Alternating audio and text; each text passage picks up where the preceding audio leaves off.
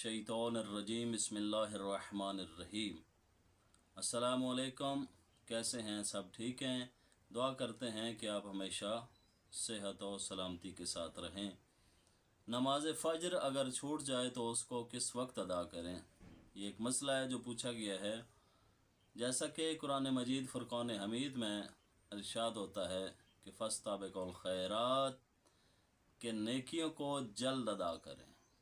तो याद रखिएगा, जो भी आपकी नमाज कज़ा हो तो उसको जब भी आपको जितना जल्दी मुमकिन हो सके तो आप उसको कज़ा की नीयत से अदा करें। उसकी वजह यह है कि ज़िंदगी का पता नहीं है, जब तक आप उस नमाज सुबह को अगर आपकी कज़ा हो गई है अदा नहीं करेंगे तो वो आपके ज़िम्मे वाजिब रहेगी।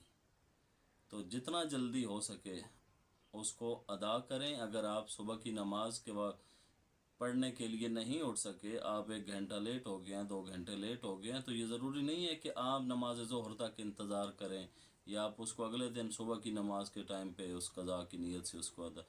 सिर्फ फ़र्क ये होगा कि आप जहाँ पे अदा की नीयत करते हैं वहाँ पे कज़ा की नीयत करेंगे। तो इस नीयत के साथ आपने कोशिश करनी है कि सब बहुत जल्दी, जितना जल्दी हो सके। अगर आपकी आंख 1 घंटा बाद खुल गई है, आधे घंटे बाद, किसी टाइम भी, जब भी आपकी आंख खुल गई है तो कोशिश करें उसी वक्त इस नमाज को अदा करें, देर ना करें। चूँकि अल्लाह ताला ने कुरान मजीद में फरमाया है कि नेकियों को अदा करने में देर ना करें। और फिर इंसान को अपनी ज़िंदगी का पता नहीं है कि किसी जगह पे भी कौन सा सांस है जो इंसान का आ रहा है और उसके बाद अगला सांस ना आए।